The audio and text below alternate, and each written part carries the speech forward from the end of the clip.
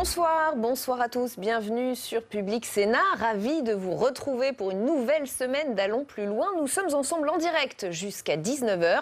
On va donc prendre le temps d'analyser et de questionner toute l'actualité politique et parlementaire. On va d'abord le faire avec notre invité du jour, Bernard Lalande. Bienvenue. Vous êtes sénateur socialiste de la Charente-Maritime, questeur du Sénat, membre de la Commission des Finances. Vous réagirez à différents sujets, c'est le principe, et notamment à la menace du coronavirus qui plane au-dessus de nous, notamment depuis les cas italiens. Jusqu'à 19h, nous irons également, et comme tous les soirs, en salle des conférences pour recueillir les réactions d'autres sénateurs et sénatrices. Ce sera, vous le voyez aujourd'hui, avec Fanny Conqui. Allons plus loin, c'est aussi le club. 3 intervenants qui ont des choses à vous dire. Avec nous aujourd'hui, Marie Brémaud. Bienvenue Marie, notre spécialiste Europe. Justement, l'Europe, est-ce qu'elle est prête face au coronavirus? En tout cas, elle passe à la vitesse supérieure dans la lutte contre l'épidémie. Et on verra ça en détail avec vous dans un instant. Jonathan Dupriez est aussi avec nous. Bienvenue Jonathan. Un thème inattendu s'invite dans la campagne des municipales. De quoi s'agit-il?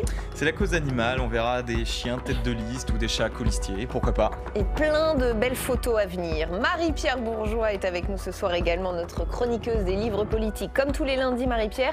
Alors vous, c'est le procès Fillon qui s'ouvrira donc finalement mercredi, qui vous a guidé dans vos choix de lecture cette semaine. Oui Rebecca, je vais vous parler de ces politiques qui avaient tout pour gagner la présidentielle et qui ont trébuché sur la dernière marche. C'est vrai que ça rappelle des choses. Dans une demi-heure, notre grand débat, nous reviendrons sur ce choix cornélien qui s'impose au gouvernement. 49.3, hors note 49.3. La question est de plus en plus présente. Ça coince à l'Assemblée sur la réforme des retraites. L'exécutif ne veut pas bouger sur le calendrier et les oppositions ne veulent pas enlever un seul amendement. Mais alors que faire? Serait-ce une grave erreur d'y avoir recours sur un plan politique? Qui serait le responsable? Eh ben, on va ouvrir le débat avec nos invités tout à l'heure. Hashtag ALPL si vous avez envie de réagir sur Twitter. Mais d'abord, ce coronavirus, l'épidémie est en Europe et même aux portes de la France. L'Italie est sérieusement touchée, ce qui commence à poser un certain nombre de questions sur les frontières. On verra ça avec vous dans un instant, Bernard Lalande. D'abord, les derniers éléments, c'est avec Béatrice Finzan. À Codogno, près de Milan, les habitants ont déserté les rues. Épicentre du foyer de coronavirus en Italie, la ville est à l'arrêt depuis sa mise en quarantaine et le décès d'une femme de 77 ans. Pas de certitude encore sur les causes de sa mort, mais les autorités italiennes ne souhaitent prendre aucun risque. Dans les zones que nous avons repérées comme pouvant être des foyers à risque, toutes les activités ont été stoppées. Toute entrée ou sortie de ces zones est interdite, sauf dérogation particulière. Au total, 11 villes du nord de l'Italie vivent désormais en autarcie. Écoles, universités, lieux culturels, entreprises ou encore supermarchés, de nombreux lieux sont fermés depuis lundi, en Vénétie et Lombardie. Et de nombreux événements sont perturbés, comme la Fashion Week de Milan ou le Carnaval de Venise. Avec plus de 200 personnes contaminées et 5 malades décédés, l'Italie est le pays d'Europe le plus touché.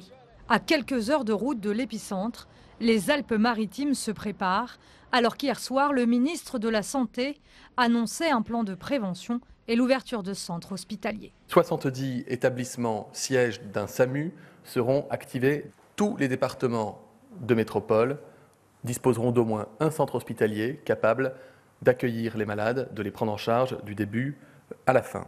Des mesures d'ampleur destinées à rassurer les Français et à se tenir prêts en vue d'une éventuelle épidémie.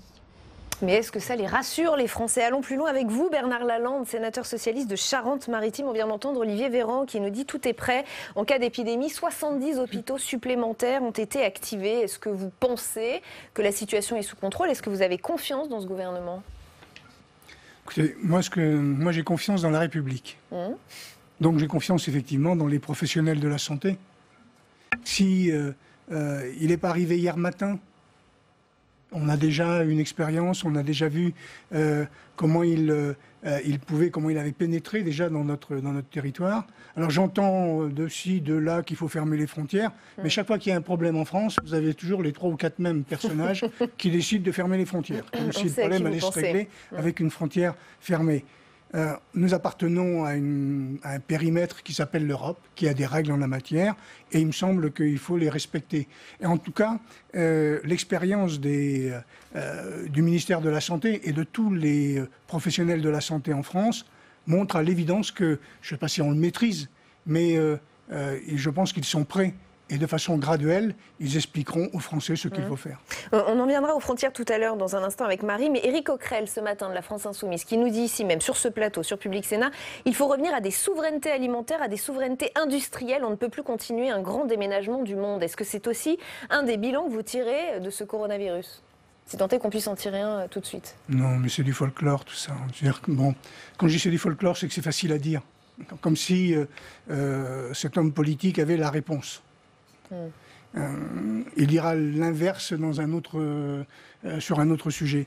Non, je crois, si vous voulez, que les affaires sont bien trop sérieuses pour considérer qu'il y a des bons territoires et des mauvais territoires. Il y a des hommes et des femmes qui peuvent être atteints par cette maladie, en tout cas par ce virus. Et comme on l'a traité pour le sida, il faut véritablement ne pas regarder son propre territoire, il faut regarder en fin de compte le reste du monde, sinon ça n'a pas de sens. C'est pour ça que c'est folklorique ce que dit ce député. Et on va continuer d'en parler avec Marie Brémaud, c'est l'heure du club d'Allons plus loin.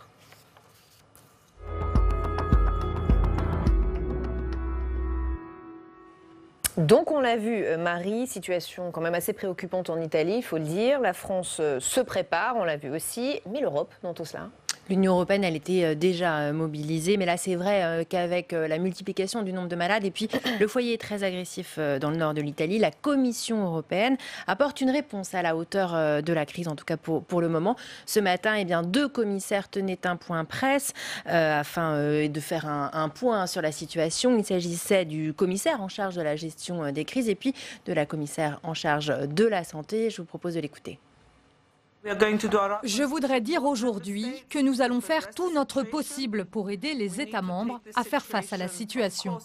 Nous devons bien sûr prendre cette situation très au sérieux, mais nous ne devons pas céder à la panique et, plus important encore, à la désinformation. Nous devons être très unis dans notre réponse, cohérente et coordonnée. Bon, on a bien compris, la commissaire, là, elle se veut rassurante. En gros, le message, c'est pas de panique, quoi. Oui, là, clairement, le message, en effet, c'est pas de panique, on reste rassurant. Mais face à la propagation, il faut quand même passer à la vitesse supérieure. Ça commence donc par 232 millions d'euros pour lutter contre le coronavirus. Une somme pas uniquement destinée aux États membres, puisque 15 millions seront spécifiquement dédiés aux pays africains, mais surtout 114 millions d'euros pour l'OMS, l'Organisation mondiale de la santé, afin bien sûr de financer la recherche de vaccins et traitements. Pour l'heure, le retour des frontières, il n'est pas envisagé au sein de l'Union européenne, même si en effet, le code des frontières de l'espace Schengen permet de réintroduire temporairement un contrôle aux frontières. Alors Bernard Lalande, vous avez commencé à répondre à la question, mais quand même, face à l'épidémie de plus en plus agressive, est-ce qu'il ne faudra pas envisager à court terme un retour du contrôle aux frontières et puis en tout cas une mobilité réduite des citoyens au sein de l'espace Schengen et de l'Union européenne? J'ajoute ce mot de Marine Le Pen qui a dit qu'il aurait fallu interdire les vols en provenance de Chine. Il y a quand même ce débat, cette petite musique qui commence à circuler très sérieusement. C'est possible qu'il faille à un moment donné prendre cette décision-là. Mais il faut quand même avoir confiance. On ne peut pas, si vous voulez, simplement décider que l'on va fermer les frontières en disant j'ai fermé les frontières et pourquoi ? Et comment ? Et avec qui ? Pourquoi je la ferme chez moi et pas chez les autres ? Si vous voulez, c'est le syndrome du nuage de Tchernobyl, quoi. À un moment donné, il faut quand même que les hommes et les femmes de ce pays, et d'ailleurs, comprennent qu'un virus, ça n'a pas obligatoirement une pièce d'identité. Ouais. Bien sûr, en tout cas, cela pourrait être décidé ultérieurement si la situation l'exigeait, puisque c'est une des compétences des États membres. Une délégation européenne, elle, se rend demain en Italie pour un petit peu tenter d'évaluer la situation. Et jeudi, les 27 ministres de la Santé européens se réunissent de manière exceptionnelle à Bruxelles pour voir s'il faut prendre d'autres mesures nécessaires. Oui, le sujet est pris très au sérieux. Ça, c'est pour la crise sanitaire. Mais il y a un autre terrain sur lequel il va falloir très sérieusement œuvrer, c'est sur le terrain économique et financier, parce que là aussi c'est sérieux. Oui, les premières conséquences, elles se font déjà sentir. Pour preuve, les marchés s'affolent, les principales bourses européennes, Paris, Francfort, Milan, ont ouvert en forte baisse ce lundi. On a même appris le décrochage de la bourse de Wall Street. Sans surprise, les groupes liés au tourisme sont les plus touchés, pour n'en citer que 2. Parlons du groupe Accor ou d'Air France KLM. Bruno Le Maire, le ministre de l'économie, a d'ailleurs indiqué qu'il y avait déjà 30 à 40% de touristes en moins en France. Et c'était évidemment le principal sujet de discussion hier lors du G20 à Riyad. Le commissaire européen à l'économie, Paolo Gentiloni, à l'issue d'une réunion, a d'ailleurs indiqué que le G20 était prêt à réagir, notamment avec la mise en place de politiques plus favorables à la croissance. Ça reste encore flou, donc affaire à suivre. Et là, on apprend ce plongeon à la bourse de Milan également, puisque ça commence à être l'heure des fermetures des bourses, moins 5,43%. Sur le terrain des frontières, on a bien compris votre avis sur le plan économique. Que doit faire l'Europe, que doit faire la France ? Tout à l'heure, j'ai dit que le virus ne connaissait pas de frontières. L'argent ne connaît pas de frontières non plus. Donc, il doit y avoir une réponse européenne. C'est certain, il faut une réponse européenne. Et d'un autre côté, je pense que les mesures qui pourront être prises en France par le gouvernement, et en tout cas, elles seront sur du court terme. Sur le long terme, on parle de politique économique mondiale, et donc sur du court terme, on pourra certainement intervenir pour permettre une correction. Ouais. Mais il faut envisager aujourd'hui, mais ce n'est pas la première fois, qu'un virus pourrait complètement déstabiliser l'économie mondiale. Donc provisionner, avoir une enveloppe au cas où. Il faut certainement concevoir l'économie avec un risque qui jusqu'à maintenant ne faisait pas partie des paramètres de réflexion, en tout cas ne faisait pas partie des critères de réflexion des économistes, sachant qu'on a envisagé aussi bien l'explosion d'une centrale nucléaire, on a envisagé tel et tel type de choses, sauf que ce genre de choses-là, on n'a pas encore vu de traité d'économie qui mettait le virus. SRAS, on a eu la grippe H1N1, c'est pas la première fois qu'on a un virus important. Absolument, absolument. Mais on a une économie aujourd'hui qui est une économie des flux et qui va à une telle vitesse et une telle rapidité que la réaction va beaucoup moins vite, en fin de compte, que le flux lui-même. Et donc, quand on dit, par exemple, la bourse de Milan a baissé de 5%, personne n'est aujourd'hui capable de dire si demain elle sera à moins 10 ou à moins de 25, et les conséquences, en fin de compte, d'une chute de plusieurs bourses. On n'a pas un modèle, on n'a pas un algorithme.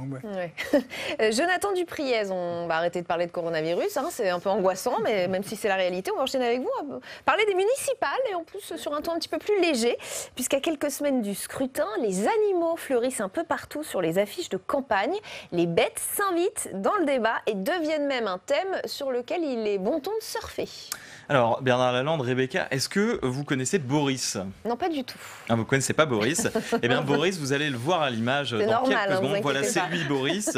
C'est le petit chat de Gérald Darmanin, l'actuel ministre de l'Action et des Comptes Publics. Un chat qu'il avait adopté à la SPA. Et donc, sur Facebook, attention, ces petits coussinets moelleux ne sont pas gratuits.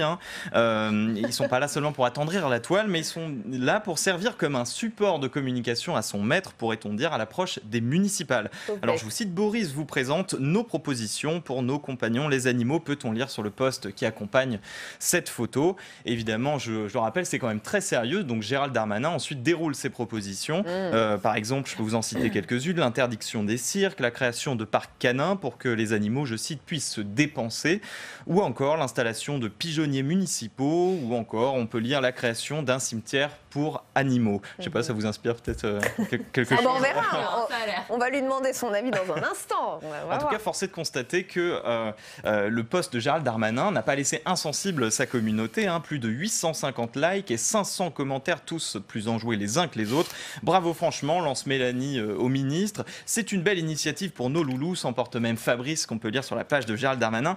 Donc le compte Facebook prend quand même bien soin de répondre à toutes les personnes qui c'est de la politique, Jonathan. C'est de la politique. C'est ça, métier, Voilà. Et selon Canard enchaîné, le ministre de l'Action et des Comptes Publics serait même en pointe sur ce sujet vis-à-vis de ses collègues. Il aurait incité d'autres membres de gouvernement à poster davantage de photos de chiens et de chats plutôt que des choses compliquées, dit-il. Il aurait lancé ça à un séminaire le 15 janvier dernier. Oh là là, il a l'air atterré. On va vous faire réagir. Alors, le web n'est pas insensible au charme des chiens et des chats, on l'a bien compris, mais finalement, d'ailleurs, c'est pas tellement nouveau, c'est plutôt un classique.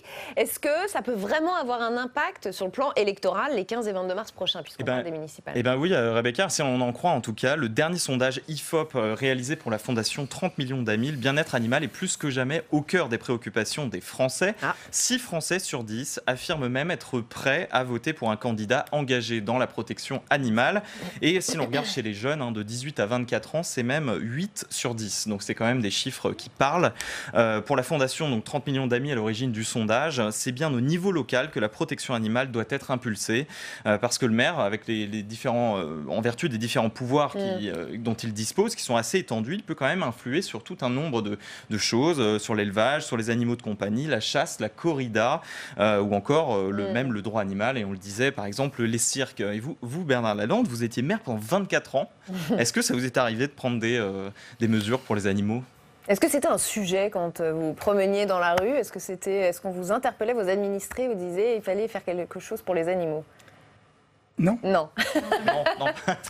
Non, mais d'un autre côté, si vous voulez, les animaux de compagnie, je trouve ça extraordinaire. Ça permet, en fin de compte, une relation avec un animal. Bon, ce que je constate, c'est quand même qu'il doit y avoir plusieurs dizaines de milliers, plus de 100 000 abandons d'animaux domestiques par an. Donc si on doit faire de la politique au sens peut-être de s'occuper des 100 000, peut-être que ceux-là, ils sont peut-être maltraités.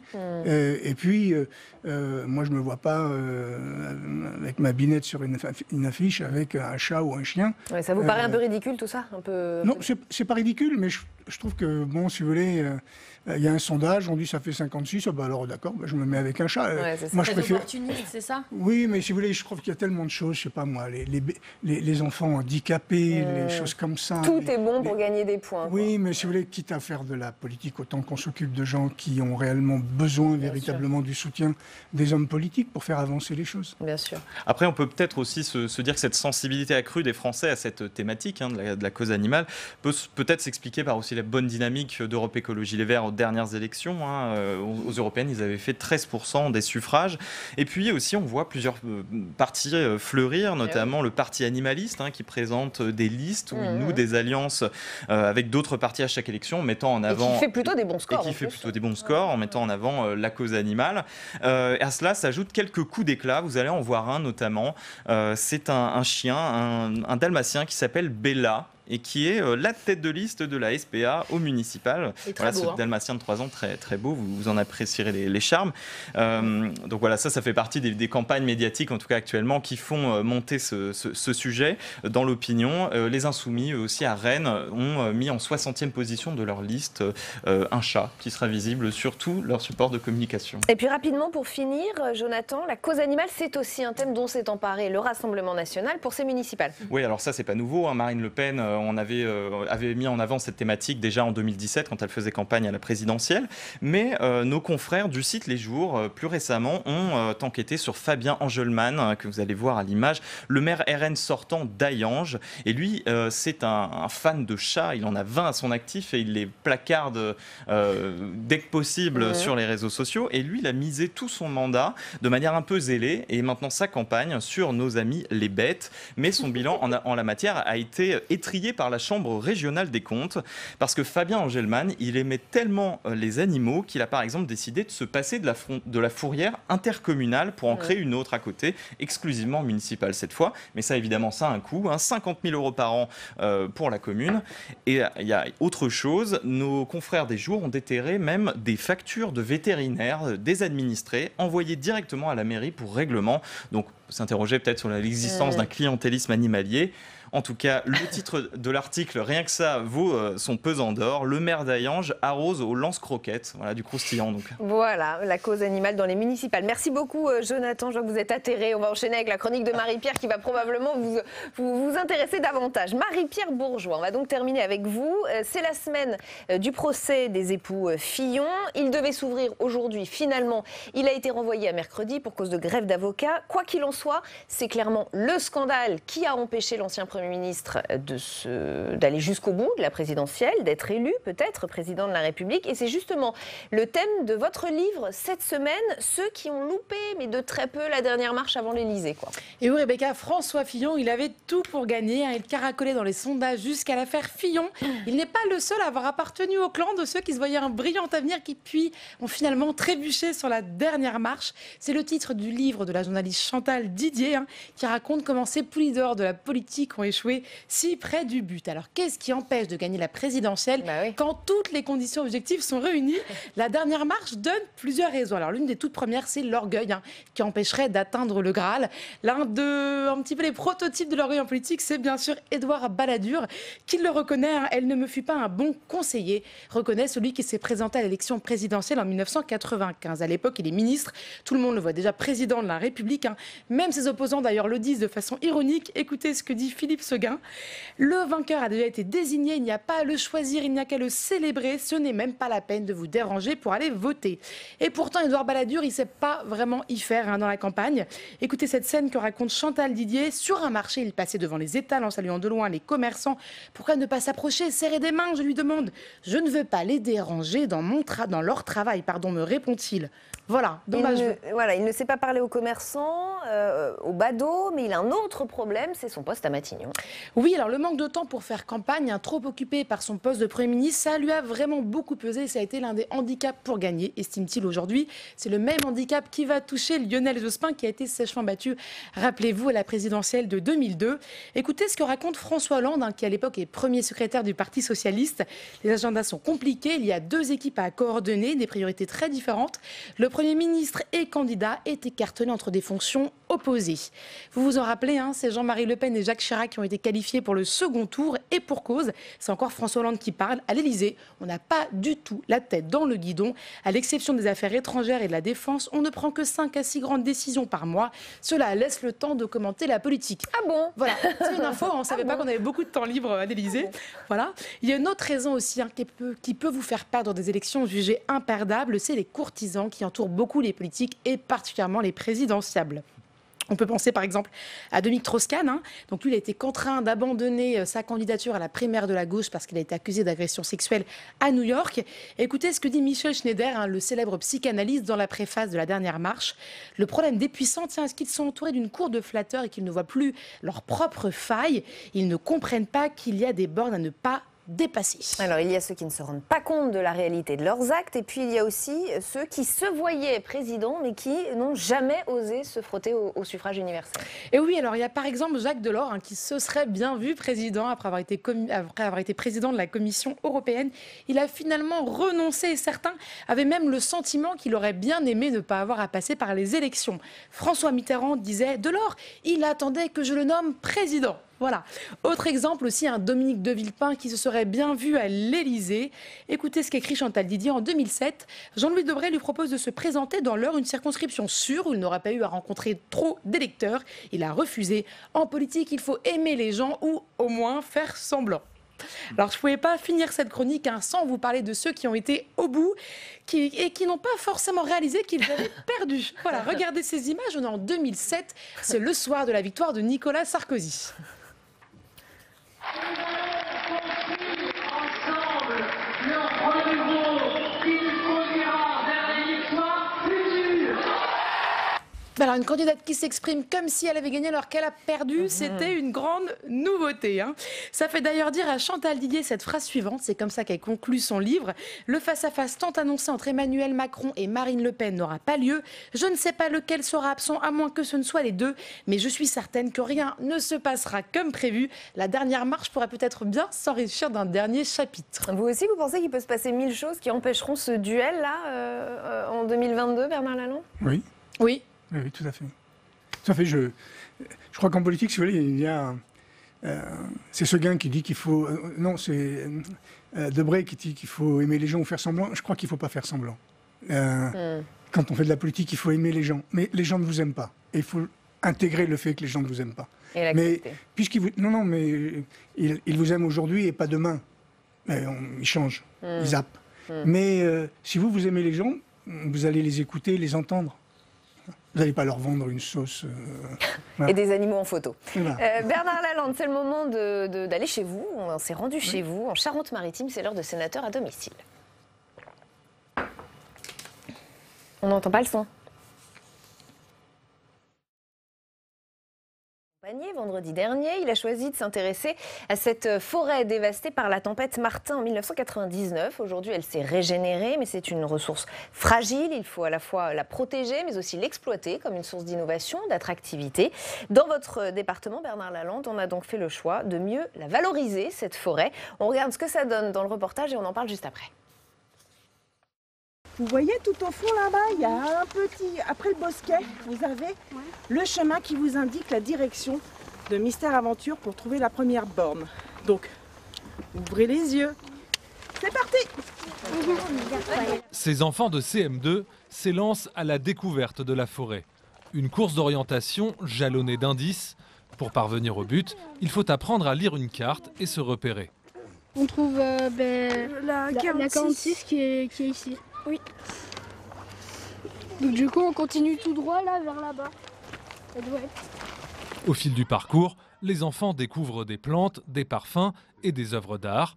Sur 11 hectares de forêt, le parc Mystera propose ainsi plusieurs labyrinthes thématiques et s'adresse à tous les publics. On se perd dans notre parcours pour mieux se retrouver et puis faire toujours à chaque fois des découvertes et tout en s'amusant. C'était génial, vraiment génial.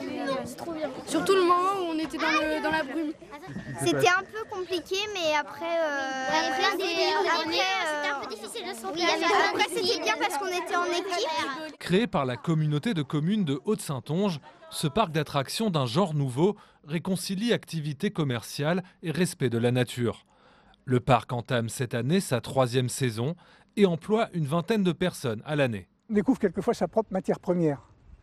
Comme elle est là depuis la nuit des temps, on n'a pas l'impression qu'on est assis sur une véritable mine. Et la véritable mine des territoires comme les nôtres, c'est effectivement la forêt. Il faut et la respecter et l'exploiter. Elle nécessite en fait d'être en permanence en innovation. À quelques kilomètres de là, dans cette pépinière d'entreprise dédiée au métier du bois, l'innovation est le maître mot. Donc là, on est parti sur du bois brûlé, sur une tendance qui est très tendance aujourd'hui, c'est ce qu'on appelle le sushugiban, c'est très tendance au niveau du japonisme. Ce designer imagine les tendances de demain autour du bois. Spécialisé dans les parquets haut de gamme, Jean-Marc Meyer veut sensibiliser les industriels à une démarche plus respectueuse de la forêt. Moi, je suis très sensible à ce que le bois, il soit déjà bien cultivé, avec le maximum de produits sains et le maximum de lenteur que le temps demande. Et après, s'il peut venir le plus proche de chez nous, c'est encore mieux. On a la chance en France d'avoir une forêt extrêmement diverse. Et on est en train de la paupériser, malheureusement, puisqu'on est guidé par la productivité. Pour Jean-Marc, il faut se détourner de la culture intensive et valoriser toutes les composantes de l'arbre.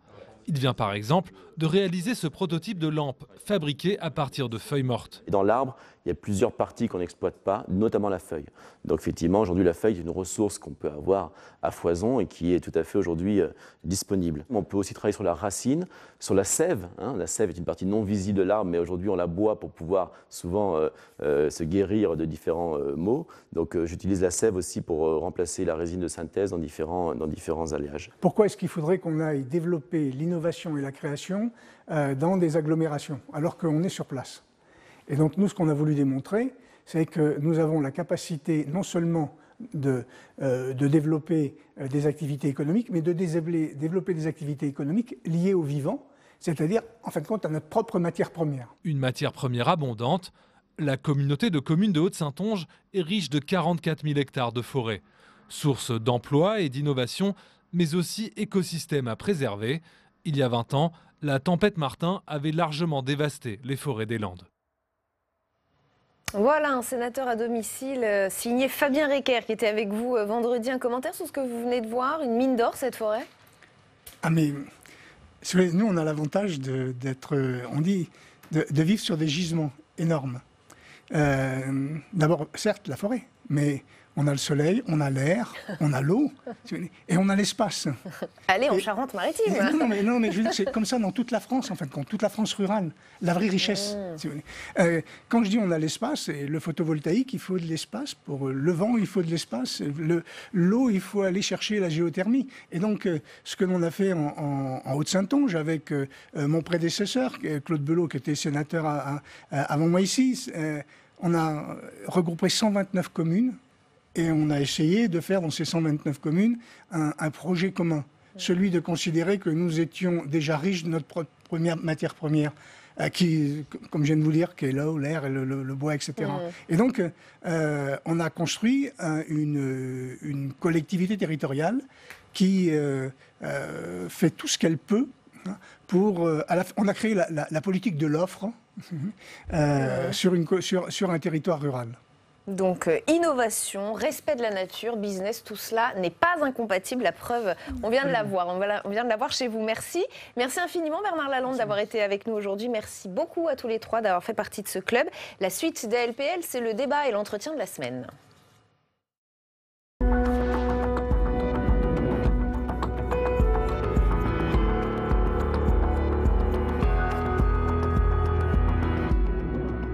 Et bienvenue si vous nous rejoignez sur Public Sénat. Allons plus loin encore ce soir. Nous sommes ensemble pendant 1 heure. Voici le programme, c'est parti.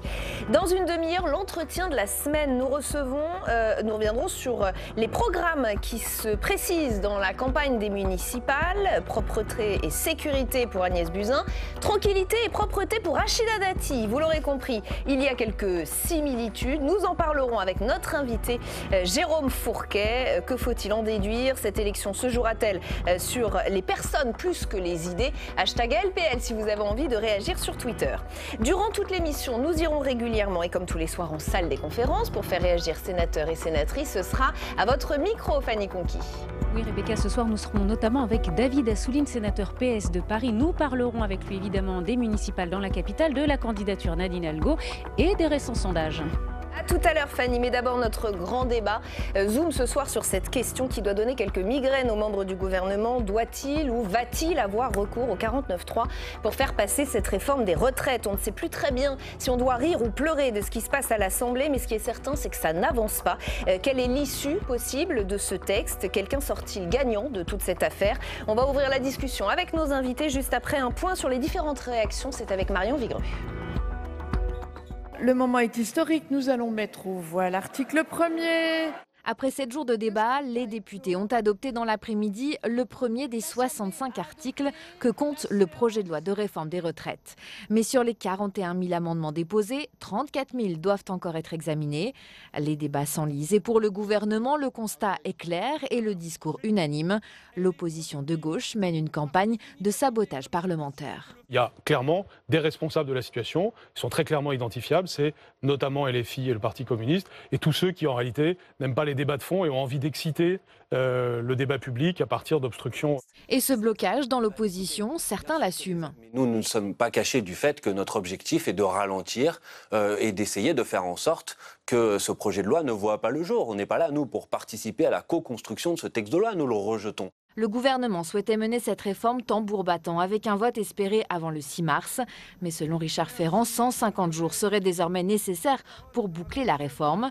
Le 49.3 permettrait d'accélérer la procédure législative en faisant adopter un projet de loi sans passer par le vote des parlementaires. Si l'aile gauche du parti présidentiel n'y est pas favorable, certains ont déjà réfléchi à la forme qu'il pourrait prendre. Si 49.3, il doit y avoir, ça ne doit pas être un 49.3 couperet, bête et méchant, prenant tel quel le texte initial. Il doit tenir compte de toutes les dynamiques politiques internes et aussi la dynamique de négociation sociale qui est en cours. À ce jour, le recours au 49.3 n'est qu'une option qui incombe au seul Premier ministre. Le dernier en date remonte à 2016. Manuel Valls l'avait alors utilisé pour faire passer sa réforme du Code du travail. Et ça avait déjà fait beaucoup de bruit. Avec nous pour le grand débat d'ALPL ce soir, Patrick Le Yarrick, bienvenue, directeur du journal L'Humanité. Éric Delannoy, bienvenue, économiste et président fondateur du cabinet Tenzing Conseil. William Tay, bienvenue, président du think tank Le Millénaire. Nicolas Tenzer, bienvenue, président fondateur du Centre d'études et de réflexion pour l'action politique et directeur de la revue Le Banquet. Merci à tous les quatre d'être ici. On sent bien dans le discours du côté de la majorité que l'idée du 49.3 commence sérieusement à faire son chemin, sous une forme ou sous une autre. En tout cas, l'exécutif ne dit plus du tout non fermement. À tort ou à raison, selon vous, Éric Delannoy ? Alors, bien évidemment, moi, ça va plutôt être à raison. Enfin, je veux dire, quand on a un groupe parlementaire qui fait une obstruction systématique et qui ne souhaite pas le débat, souhaite le retrait du texte, c'est une stratégie assumée qui a été maintes fois exprimée. Pour vous, il n'y a pas le choix. Il n'y a pas tellement le choix. 5% de l'Assemblée nationale ne peut pas imposer l'agenda de l'Assemblée. Donc, il faut qu'on... Mais il y a un point déjà très important, c'est pourquoi diaboliser le 49.3 ? Il faut rappeler quand même que c'est une modalité de la Constitution qui a été assumée par tous les gouvernements. Ce n'est que quand on est dans l'opposition où on dit que tout à coup c'est le diable et que c'est un déni de démocratie, comme l'a dit François Hollande en 2006. Ça n'a pas empêché Emmanuel Valls, un gouvernement de François Hollande, de l'utiliser 6 fois. Et donc, on y reviendra, bien sûr. Oui, donc rappelons qu'il y avait maintes occasions de faire la révision de la Constitution pour le changer, pour le supprimer, puisque c'est un déni de démocratie. Aucun gouvernement sous la Ve République n'a souhaité supprimer le 49.3. On l'a juste modifié en 2008. Alors, si on en reste à la situation d'aujourd'hui, cette situation actuelle, Patrick Le Yarrick, justifierait-elle, oui ou non, le recours au 49.3 selon vous? Est-ce que le gouvernement a raison de commencer à changer un peu le discours sur cette question? Non, On va peut-être l'utiliser. Même de son point de vue, il n'a pas du tout raison. Parce qu'il est confronté quand même objectivement à plusieurs problèmes. D'abord, il fait voter un texte pour lequel le président de la République ne s'est pas engagé. Le président de la République ne s'est pas engagé à reculer l'âge de départ en retraite et à baisser les pensions. Secondement, le Conseil d'État a émis un avis très critique et donc il doit en tenir compte. Troisièmement, il fait une conférence de financement. On ne peut pas d'un côté faire une conférence de financement soi-disant et vraisemblablement pour déterminer les modalités de financement, ne pas la laisser se terminer et utiliser le 49.3. Donc, et il a une opinion publique qui aujourd'hui n'est pas d'accord avec ce projet de transformation. Oui, ce serait le quatrièmement, l'opinion est contre. Oui, par conséquent, même de son point de vue, il n'a strictement aucun intérêt parce que malheureusement, ça laissera des traces, mais ça laissera des traces à son détriment aussi. Et pourtant, il se pose la question, Nicolas Tenzer, ce gouvernement. Oui, parce que c'est vrai qu'on est quand même dans une forme de contradiction extrêmement difficile à résoudre concrètement. D'un côté, effectivement, ça ne peut pas se prolonger pendant 150 jours avec une politique d'obstruction. Ce qui est très important au Parlement, en même temps d'ailleurs qu'avec les partenaires sociaux, c'est d'avoir ce débat sur les projections financières, ce débat sur l'économie générale du régime. Mais en même temps, on ne peut pas rester non plus dans une sorte de jeu qui, d'une certaine manière, décrédibiliserait complètement l'Assemblée. Il n'est pas du tout sûr que le public, devant ce type de débats, qui ne sont pas des vrais débats, finalement, reste totalement frustré. Donc vous dites oui, pas le choix. C'est-à-dire que pour moi, c'est un dernier recours. C'est-à-dire que s'il n'y a pas de solution, parce que justement, on a cette politique d'obstruction, je dirais malheureusement, il faudra en passer par là.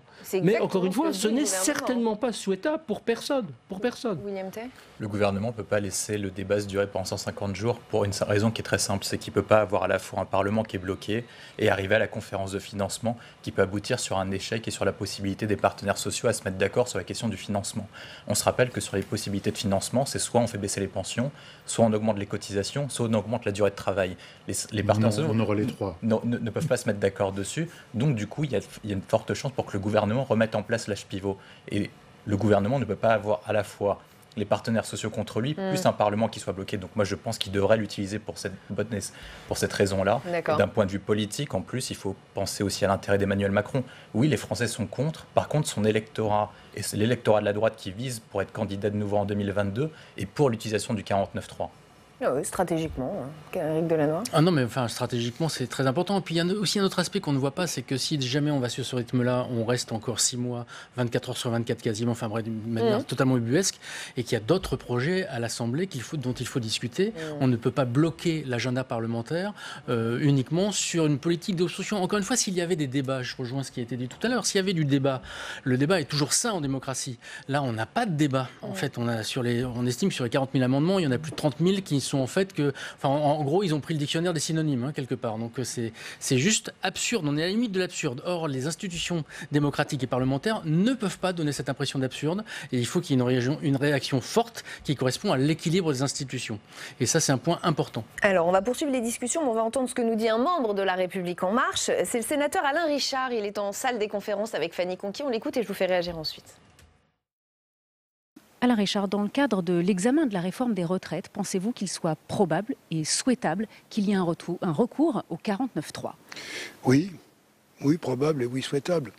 Parce que nous avons 2 groupes très restreints de députés qui bloquent la discussion législative normale, qui est très sérieuse, qui a beaucoup d'enjeux, de 90% des députés.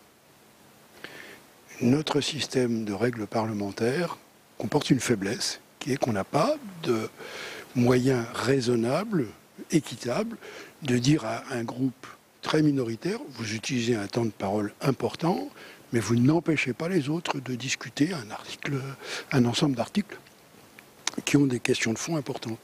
Donc, comme les Insoumis et les communistes à l'Assemblée ont décidé de se lancer, persistent à se lancer dans cet obstacle au débat pur et simple, c'est-à-dire qu'ils n'ont rien à dire, sinon qu'ils sont opposés à toute réforme, mais qu'ils veulent empêcher les autres de parler de la réforme qui est souhaitable, il reste comme solution soit de laisser le débat, parce que naturellement on serait tenté de dire allez, prenez une semaine de plus et finalement... Oui, le calendrier pourrait être décalé. Voilà, enfin, difficilement d'ailleurs, mais je pense que si on mettait 6 semaines de plus, ils arriveraient, Richard Ferrand a fait la remarque, en disant qu'il faudrait 150 jours de séance. Donc c'est complètement déraisonnable. Et donc du coup, je souligne que ceux qui ont des propositions à faire, ceux qui ont une contribution réelle au débat, vont pouvoir le faire en dialogue avec le gouvernement, et que le gouvernement pourra inclure dans le projet de loi les amendements qui regroupent une majorité sérieuse et soumettre le tout au vote final du Parlement. Mais est-ce que vous ne craignez pas qu'en termes d'image, ce soit très néfaste ? l'image, c'est une chose. Vous êtes dans les médias, c'est normal que vous parliez d'image, mais les Français sont assez lucides pour ne pas être prisonniers d'images superficielles et pour comprendre que quand des groupes minoritaires de mauvaise foi ont décidé de bloquer le débat, il existe un moyen d'achever le débat dans des conditions équitables et raisonnables, et que c'est ce moyen qui sera pris. Merci Alain Richard d'avoir répondu à mes questions sur Public Sénat. Merci beaucoup Fanny Patrick Le Hiéric. Je vous voyais réagir pendant l'interview d'Alain Richard. Qu'est-ce qui vous a tant fait réagir ? Dire par exemple que les insoumis et les communistes sont opposés à toute réforme, les communistes, avec le général de Gaulle, sont à l'origine du système de sécurité sociale et de retraite par répartition. Et les insoumis comme les communistes aujourd'hui ont déposé des projets de réforme des systèmes de retraite pour les améliorer. Secondement, on dit qu'il y a 90% du Parlement, mais M. Richard, il le sait, il sait aussi bien que n'importe qui, c'est que dès lors que l'élection des députés dépend aujourd'hui directement de l'élection du président de la République pour lui donner une majorité, oui, vous ne pouvez avoir que cette majorité parlementaire, mais avec tous les inconvénients qu'elle a, parce que cette majorité parlementaire, si écrasante, n'est pas forcément représentative de l'ensemble du pays. Troisièmement, et on veut nous parler d'un certain nombre de questions, et c'est pour ça que je ne suis pas d'accord avec personne d'entre vous, puisque, par exemple, sur la question de la valeur du point, on ne dit pas la vérité aujourd'hui. Il y a une valeur d'acquisition, mais la valeur au moment de la liquidation de la retraite. Personne n'a aujourd'hui répondu à cette question. Vous dites qu'il y a de l'obstruction. Non, il y a des questions qui sont posées au gouvernement et au ministre et on n'y répond pas. Même le secrétaire général de la CFDT a dû soulever cette question du financement et c'est pour ça qu'il y a cette conférence de financement. On ne va pas, si je vous comprends bien, la mener à son terme. C'est-à-dire, on va faire une transformation du système, mais on ne saura pas s'il est financé ou pas. Et une multitude de questions comme ça qui sont posées. Et on ne peut pas discuter aujourd'hui comme si le Parlement, il avait été co-élaborateur de la loi. Ce n'est pas du tout le cas. Le Parlement, s'il avait été co-élaborateur de la loi avec des diversités, avec même des contradictions, on ne serait pas dans cette situation. Éric Velin, je vous laisse répondre et ensuite... Oui, alors enfin, vous posez des questions intéressantes. Le seul problème, c'est que ces questions-là, elles ne sont pas posées dans les débats qui sont actuellement... Bien sûr que si. Mais non, à l'Assemblée nationale, vous voyez, moi je peux vous donner quelques débats. Est-ce qu'on va remplacer respectable par digne ? Il y a 30 000 amendements qui ne sont juste que de la sémantique. Ne faites pas comme si je ne regardais pas les débats comme vous. Mais je ne suis pas idiot à ce point. Je ne viens pas ici pour proférer des mensonges. Ces questions dont je parle, ce sont des questions qui sont dans le débat. Ils sont dans le débat, mais qui ne sont pas actuellement posées à l'Assemblée, bien sûr que si. Et aujourd'hui, la conférence de financement est destinée à répondre à un certain nombre de ces questions-là. Et par ailleurs, il y a des principes qui ont été posés. Et ces principes-là, personne ne les rappelle jamais parce que sous prétexte que les principes ne suffisent pas. La valeur du point, certes, il va falloir déterminer sa modalité de calcul. De mon point de vue, ce qui est important, c'est d'avoir un principe clé qui va être mis dans la loi, qui sera que la valeur du point ne descendra pas. Après, l'indicateur qui va permettre d'asseoir ce principe pour pouvoir faire en sorte qu'il ne descende pas, on a le temps pour le mettre en place. Résoudre tout alors qu'on est sur une réforme systémique qui prend en compte énormément de paramètres ne peut pas se faire en 6 mois. Venons sur les principes, mettons-nous d'accord sur les principes. Vous confirmez Mais je bien confirme qu'il y a beaucoup de choses à faire encore. Qu'on va à l'aveuglette, que les gens ne savent pas quelles retraites auront leurs enfants. Rapidement, parce qu'on a 2 autres intervenants qui voudraient intervenir. Juste un seul point, et je vous laisse terminer. Quand vous dites par exemple que c'est une réforme qui va faire baisser les pensions, mais déjà, on n'est même pas d'accord sur les principes. C'est une réforme la plus redistributrice de la Ve République. Les femmes vont en profiter, les petites pensions vont en profiter. Mais ça, c'est des faits. Je veux dire, le minimum contributif va être relevé, etc. Enfin, je ne vais pas monopoliser le débat, mais il faudrait déjà être d'accord sur des principes clés. En pension complète. Nicolas Tenzer. Oui, je pense qu'il y a effectivement, il y a d'abord un premier fait, c'est qu'évidemment, dans le système de la Ve République, le Parlement n'est pas co-élaborateur. C'est-à-dire qu'on a une en général, 95% des projets de loi qui viennent du gouvernement, 5% de propositions de loi. Là, il s'agit d'un projet de loi qui pose évidemment un certain nombre de questions, certaines incertitudes ne sont pas levées, ça il faut le reconnaître. Et justement, ce qui est important, c'est qu'à la fois la conférence de financement et le débat à l'Assemblée nationale puis au Sénat permettent d'éclaircir ce point et de prendre en compte les différents avis. On a quand même pas seulement LREM, mais on a aussi LR, on a le Parti socialiste, qui peuvent évidemment contribuer, le Parti communiste bien sûr aussi, mais qui peuvent contribuer de manière très concrète à essayer de faire un texte qui soit beaucoup plus lisible, beaucoup plus clair, de répondre à l'ensemble des interrogations des Français. Il y en a, bien sûr, mais ce n'est pas, encore une fois, cette politique-là, uniquement systématiquement de blocage, c'est pas 20 000 amendements qui vont éclaircir. Et c'est quand même ça, le vrai sujet. Le vrai sujet, c'est qu'on puisse essayer de poser point après point les questions essentielles, la question de la valeur de points, l'indice effectivement qui va permettre de l'élaborer, la question spécifique de certaines catégories, les enseignants, etc., qui permettent de donner une clarté qui, effectivement, aujourd'hui n'existe pas. Ça, on est tout à fait d'accord. On nous a dit au début, pour les enseignants, que nous disions des fake news. Et finalement, le ministre de l'Éducation nationale, il a dû reconnaître que c'est pas des fake news. Tout ceci, encore une fois, doit être discuté. Le travail des oppositions est utile mais ce n'est pas par ce type de débat tel qu'il est aujourd'hui lancé au Parlement qu'on va permettre d'avoir cette clarté. C'est ça le véritable problème. C'est qu'on n'a pas ce débat. Moi, je ne suis pas d'accord avec vous, parce qu'en fait, l'utilisation, vu l'évolution et la concordance entre l'élection présidentielle et l'élection législative, les députés des oppositions doivent démontrer pourquoi est-ce qu'ils se sont élus et quels sont leurs intérêts d'être élus auprès de leurs électeurs. Nos électeurs insoumis défendent les intérêts des électeurs insoumis. Les députés de droite défendent les intérêts des électeurs avec de les armes dont ils disposent. Tout à fait. Et en fait, c'est leurs armes qu'ils disposent, parce que c'est la question de la rationalisation du Parlement qui a été mise en place par le général de Gaulle avec la Constitution de 58. C'est tout l'intérêt dessus. L'intérêt d'Emmanuel Macron et l'intérêt du Parlement ne sont pas les mêmes, même au sein de sa propre majorité.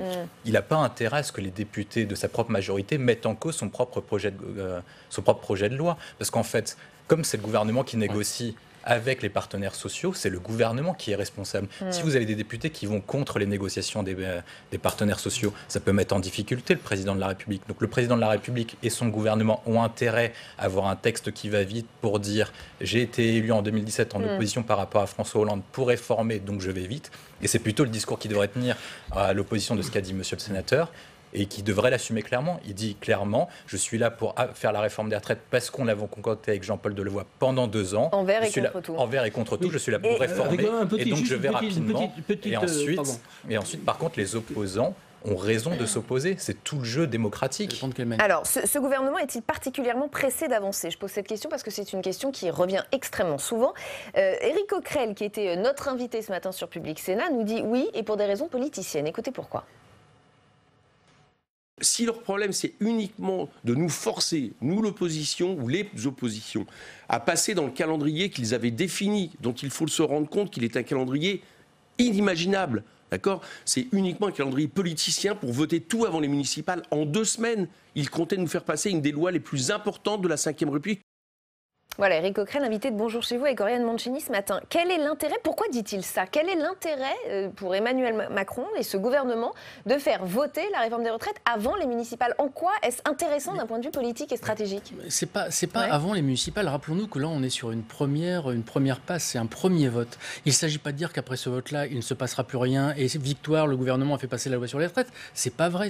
C'est ce que dira le gouvernement. En plus, il y a une procédure. Il y a le Sénat, il y a les navettes, il y aura procédures différentes. Il n'y a pas de navette, on est en procédure accélérée. Il y aura un passage au Sénat. Il y aura un passage au Sénat et ça pourra revenir. Mais donc quel est l'intérêt politique? Pourquoi faire voter cette loi avant les municipales? Mais parce que le texte est impopulaire et il le sait, mais il devrait l'assumer clairement. Mais il le sera tout autant après les municipales. Mais bien sûr, une fois que c'est adopté, il pourra ouvrir une nouvelle séquence. Mais c'est pas un enjeu. On le voit ces dernières semaines, Emmanuel Macron ne s'implique pas sur la réforme des retraites. Il laisse Édouard Philippe la négocier. Il essaie d'ouvrir une nouvelle séquence, comme la semaine dernière sur la conférence à Munich sur la sécurité, comme ce week-end sur la question du budget européen ou sur d'autres questions, notamment avec le salon de l'agriculture. Il fait tout pour sortir de la question de la réforme des retraites. Son seul but, c'est qu'elle soit adoptée pour qu'il ait marqué l'histoire en ayant fait la plus grande réforme du système de retraite depuis 1945. Et il doit ouvrir impérativement une nouvelle séquence parce qu'il a l'élection présidentielle en tête. Il doit à la fois donc vous y voyez vous aussi une tactique politique très claire. Il doit à la fois concilier l'électorat de droite pour montrer qu'il est réformateur et l'électorat de gauche en ouvrant une nouvelle séquence comme ce qu'il veut faire sur la question de l'écologie. On est dans une tactique très fine. Le but, c'est d'ouvrir très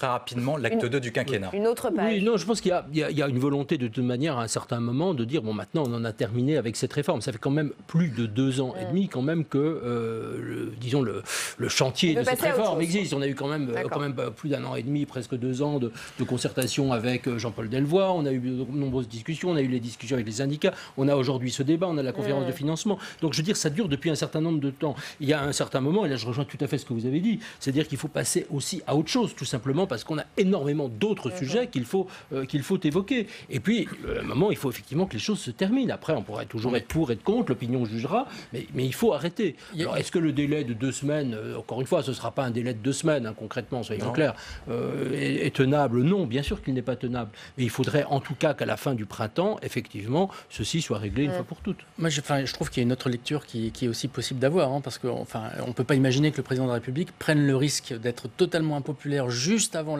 les municipales en faisant appel à une procédure impopulaire, sur une réforme impopulaire. Enfin, moi, je trouve avec ça des grèves très... Je trouve ça juste absurde. Donc, en fait, il y a une autre lecture qui est extrêmement simple. La lecture, c'est de se dire aujourd'hui, ça patine, c'est-à-dire qu'en fait, on n'avance pas. C'est-à-dire mettre en place une réforme qui n'avance pas, sachant que ce n'est pas encore une fois parce qu'elle sera votée qu'on ne pourra pas continuer. C'est-à-dire que pour moi, ce n'est pas le vote qui termine la réforme des retraites. C'est le vote qui va permettre de séréniser en passant à autre chose pour qu'enfin on puisse travailler sur le fond. C'est ça qui se passe. Et en plus, on va permettre de débloquer l'agenda parlementaire sur lequel il y a au moins autres grandes réformes qui vont passer. Donc du coup, c'est beaucoup plus rationnel que ça. Hein. Je fais juste un commentaire. Je pense que vous sous-estimez l'analyse politique d'Emmanuel Macron et ses conseillers. Il le voit depuis décembre. Il est en train de perdre des voix, notamment à droite, alors que c'était sa stratégie depuis 2019. En vue d'être réélu président de la République, il pense que seule la droite peut être qualifiée au second tour. Et le 49.3, la droite, elle valide. Elle valide. Alors, et la réforme des retraites, elle valide. Et son but, c'est d'avancer le plus rapidement possible. Et qu'importe les municipales, qu'importe, il va les perdre, les élections municipales. Et puis l'exécutif va-t-il finalement plus vite que d'autres gouvernements pour faire passer sa réforme des retraites? On s'est un petit peu replongé. On a eu cette curiosité dans les archives pour savoir si les autres avaient fait plus long, plus court, comment ça s'était passé. On a eu quelques surprises. On vous a pris juste 2 exemples de réformes des retraites historiques. Celle d'Édouard Balladur en 1993, votée en plein été. Au mois de juillet, publié au journal officiel le 28 août, très discrètement. Et cela n'a effectivement provoqué aucun remous. Pourtant, elle faisait passer des 10 aux 25 meilleures années et elle rallongeait la durée de cotisation. Deuxième exemple, vous le voyez, celle de François Fillon en 2003, qui alignait le public sur le privé. Là aussi, le texte passe en plein été, très rapidement, puisqu'il arrive à l'Assemblée fin juin et il est voté le 4 juillet. Patrick Le Yarrick, quelle conclusion vous en tirez? Est-ce que finalement les autres gouvernements, les précédents, n'ont pas été plus malhonnêtes en faisant passer ça en plein été, histoire que ça ne provoque pas de grève et pas de remous politique? Et est-ce qu'on ne peut pas au moins reconnaître à ce gouvernement d'y aller franchement et de se mettre tout le monde à dos? Oh, mais les autres y allaient aussi franchement. Pas en plein été, non, c'est pas franc. Non, mais ça, je peux vous en citer, des votes faits en plein été contre la vie des gens. Non, mais la réforme des retraites, c'est majeur. Non, ce n'est pas pareil. Là, ici, nous avons une réforme structurelle extrêmement profonde. On passe d'un système à un autre. C'est une réforme, comme on dit, systémique. Je ne sais pas si ce mot est compréhensible. Donc pour vous, il n'y a pas eu de remous parce que finalement, elle n'était pas injuste? Non, je ne dis pas ça. Pour M. Fillon, il y a eu pas mal de mouvements quand même. D'ailleurs, il s'est vanté à une télévision suisse que M. Macron était un petit joueur à côté de lui, puisqu'il il avait réussi à mettre d'un coup 2 millions de personnes dans la rue. Mais là, on a affaire à quelque chose de profond. L'utilisation du 49.3, parce que ce qu'on ne dit pas, si ça se faisait, moi, je ne le conseillerais pas. même du point de vue du président de la République. Parce qu'on fait ça plus 29 ordonnances. Donc, personne ne va être maître du jeu à la fin. Vous dites ça dure. Oui, moi aussi, je suis comme vous, je m'intéresse à la chose publique, je rencontre des gens, etc. J'ai suivi un peu le travail qu'a fait M. Delevoye. Je ne conteste pas qu'il y a un certain temps. Mais le commun des mortels, ma voisine de palier à Aubervilliers, celui qui travaille dans telle ou telle entreprise, lui, il n'a pas suivi tout ça. Nous sommes très peu de gens à avoir suivi au jour le jour. Il a fallu que l'humanité donne au fur et... D'ailleurs, c'est malheureusement le seul journal qui donne à la fois des textes avec lesquels il n'est pas d'accord, pour qu'on découvre à la fin ce qu'il y avait dans ces textes, ce que voulaient dire ces textes. Donc, dire que les gens ont été informés au fur et à mesure, non, il n'y a pas eu de grands débats contradictoires. Et ce que vous dites, c'est mon dernier mot, m'inquiète plutôt, parce que si vous dites... Si vous êtes, je comprends votre démarche, vous dites, il faut y aller coûte que coûte. Il faut avancer, quoi. Mais vous savez, le ressentiment que ça va laisser, les gens vont se sentir humiliés des choses faites contre eux. Ça pourrait créer une vraie défiance. Et moi, je veux bien aussi, du point de vue de la tactique électorale, la tactique politique, je comprends, je suis pas loin de partager votre point de vue, Mais... il n'est pas sûr que ça lui soit bénéfique. Et en tout cas, pour moi, ce n'est pas du tout sûr que la démocratie y gagne. Et on pourrait avoir, tous ici, nous sommes des républicains, des démocrates, de fâcheuses surprises si ça continue. Je vais vous laisser répondre. Moi, ça m'inquiète. Je pense qu'il y a un point avec lequel, ça vous surprendra peut-être, je suis assez d'accord avec vous.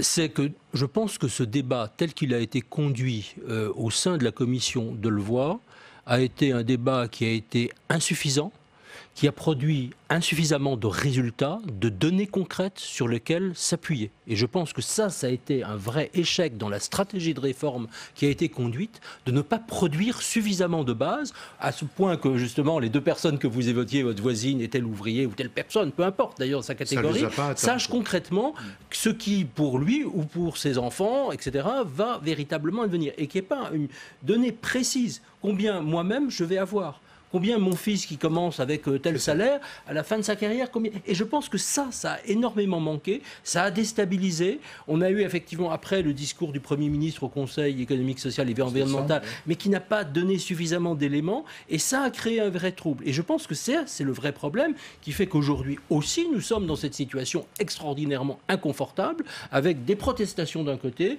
et un sentiment qui reste effectivement de manque de débat. William Tay, ensuite Éric Delannoy, j'aurai une autre question. Il a même dit un truc qui ne tient pas, parce qu'il a dit ce sera sur les salaires, les futures retraites sur les salaires, et maintenant on veut inventer une évolution d'un revenu moyen. William Tay. Il y a deux éléments sur ce que vous dites. Quand on prend l'évolution des courbes des sondages, on voit que le projet de réforme des retraites était populaire jusqu'au moment du G7 en août dernier. Plus il a tardé, plus il a mis de temps, plus il a perdu de points. Il est passé de 67% d'opinion favorable à aujourd'hui à peu près 30 points. Donc plus il va tarder, plus il prend le risque de prendre une opposition politique et également une opposition sociale. Et plus les ministres se sont contredits entre eux aussi. Il y a eu des messages parce que c'est un sujet qui est très compliqué. Donc en fait, c'est le gouvernement qui a perdu des points, à commencer par le premier d'entre eux, le président de la République, lorsqu'il dit qu'il est pour un accord sur le nombre d'années de cotisation le lendemain du G7. Donc c'est lui qui s'est trompé en premier. Sur la question de ce que vous dites, le problème c'est qu'il a découplé le projet de loi avec le financement. C'est impossible de faire des projections tant qu'on ne connaît pas la valeur du point et les années de financement. C'est impossible. Il aurait fallu coupler les deux. À ce moment-là, il était légitime de faire passer le 49.3 sur tout l'ensemble de la réforme. Moi, ce que je lui propose plutôt, c'est de reporter les réformes après les élections municipales et de faire coïncider tout le texte d'ensemble avec le financement. Et à ce moment-là, il pourrait dire le 49.3 facilement. Peut-être qu'il vous écoute ce soir, Éric Delannoy. Non, mais je trouve qu'il y a une lecture un peu allez-y. Un peu vieille politique. C'est-à-dire, on lit les échéances électorales avec la politique de transformation. Ce qui est exactement ce avec quoi voulait rompre Emmanuel Macron et avec quoi il essaie de rompre. C'est pour ça qu'il l'a fait pas voter en plein été comme les autres. Vous verrez, ce gouvernement travaillera jusqu'au bout, ce qui n'est pas du tout le cas des précédents gouvernements et des précédents quinquennats. Donc, je ne pense pas qu'il faut lier des échéances électorales avec la procédure de transformation. En revanche, ce qui a échoué. On peut attendre après les municipales alors. Mais je pense que c'est pas lié aux municipales parce qu'il y aurait trop de risques. Donc encore une fois, je n'y crois pas à cette stratégie-là. Non, mais pour une raison simple, c'est ce qu'on a évoqué tout à l'heure, c'est qu'il y a un problème d'éthique d'efficacité dans la réforme. Attendez, laissez-moi terminer s'il vous plaît. Juste une question. Pourquoi, si les municipales n'avaient pas d'importance, il a mis la conférence de financement après les municipales plutôt la qu'avant? conférence de financement, je vais vous dire, ça a été pour moi une réaction avec le fait effectivement de coupler le financement à la réforme systémique. Pourquoi une réforme systémique? C'est qu'on change à la fois les principes et les pratiques.